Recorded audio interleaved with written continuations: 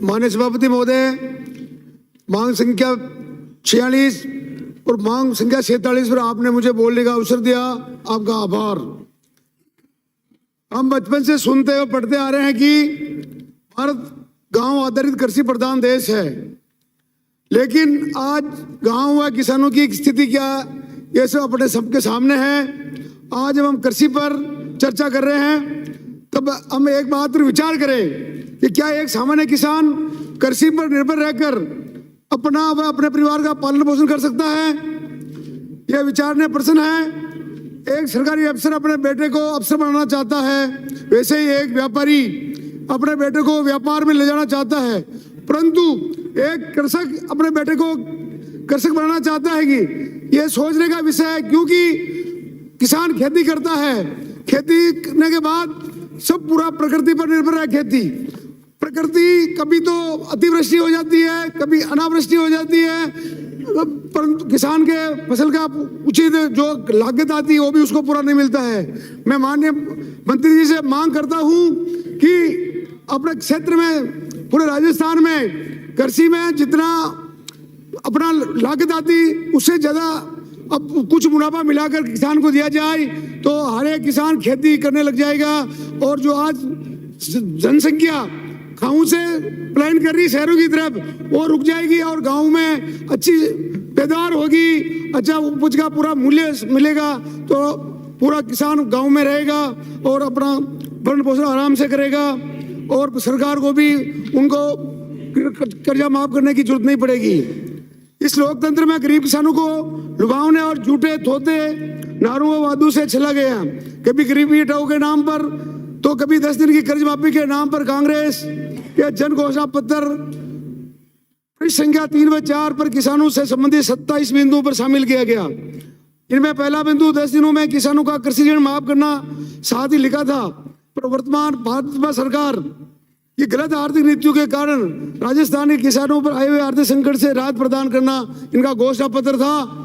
परंतु बीजेपी की सरकार थी, जब वसुंधरा जी की सरकार थी तब तो किसानों का कर्जा माफ हुआ था, और 2014 में जब वसुंधरा जी की सरकार थी, केंद्र में मोदी जी की सरकार बनी, तो फसलों का जो नुकसान हुआ तो हर किसान को एक साथ गिरदावरी कर पूरे राजस्थान में एक साथ सबको मुआवजा दिया गया था।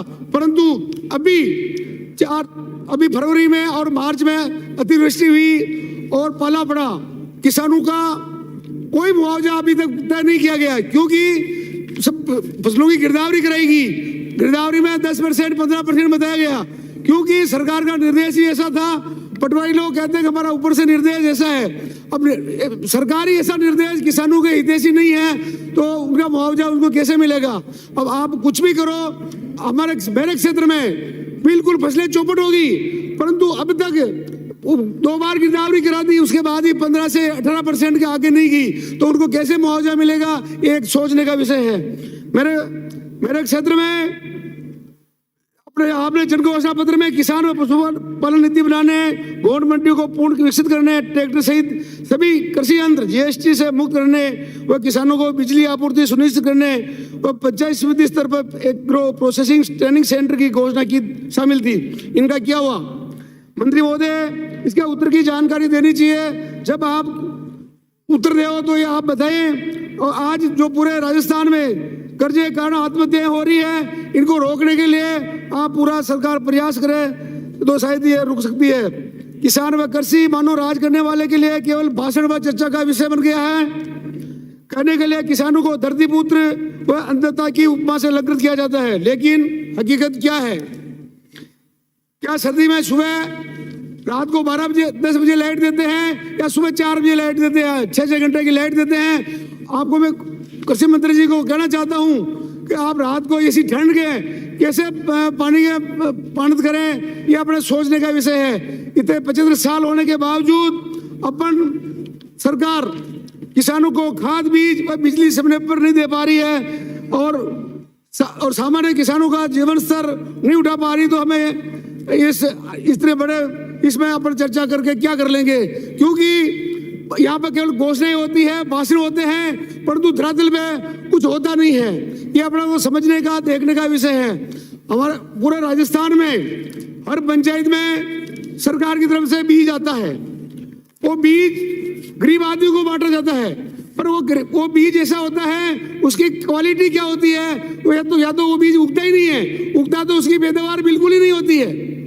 मैं 10 साल सरपंच रहा, 10 साल में कार्यकाल में एक भी बार अच्छा बीज कभी नहीं आया जो किसान उसको उगा पावे, और जो इसने भी खेत में डाल दिया वो कभी उसकी फसल का कई चुकाई भी उससे नहीं आ सकती है। यह अपने के लिए सोचने का विषय है। मैं कृषि की चर्चा करते समय देश के प्रधानमंत्री माननीय नरेंद्र मोदी जी का आभार व्यक्त करता हूं, जिन्होंने किसान सम्मान निधि योजना लागू की। 11 करोड़ किसानों का लाभ मिल रहा है। ये आज हमारे जो एक किसान का बेटा गांव से उठकर आज देश का प्रधानमंत्री है, तो उसने ये किसानों के लिए सोचा है। तो इस तरह राज्य सरकार भी, मंत्री जी और मुख्यमंत्री जी राजस्थान के किसानों के लिए सोचे तो अच्छा रहेगा।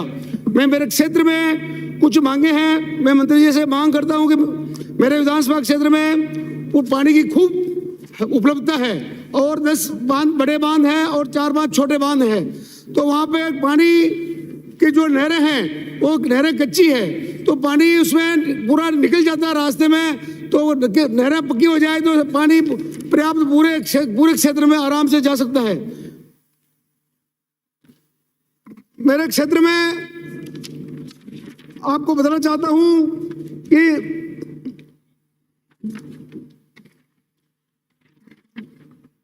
पशुपालन में सरकार की तरफ से किसानों को उत्तम नस्ल की गाय और भैंस बिगर ब्याज के ऋण से दिलाई जाए, तो डेयरी का उद्योग अच्छी तरह बन पाएगा और किसानों की आर्थिक स्थिति भी आगे बढ़ेगी। और मांग करता हूं कि मेरे हर पंचायत हेडक्वार्टर पर पशु चिकित्सालय और डॉक्टर की व्यवस्था की जाए, तो हर रोग में जो किसानों में पशुओं में जो बीमारी आती है उसका फायदा मिले।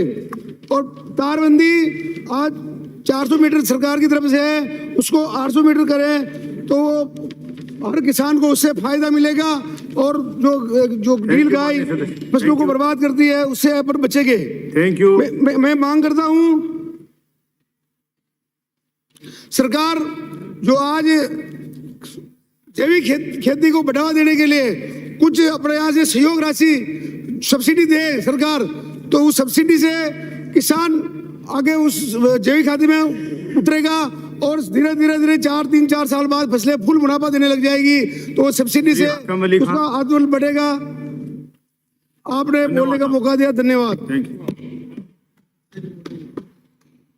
सभापति महोदय, आपने मुझे मांग संख्या 4647 कृषि और पशुपालन पर बोलने का अवसर दिया, इसके लिए बहुत बहुत धन्यवाद।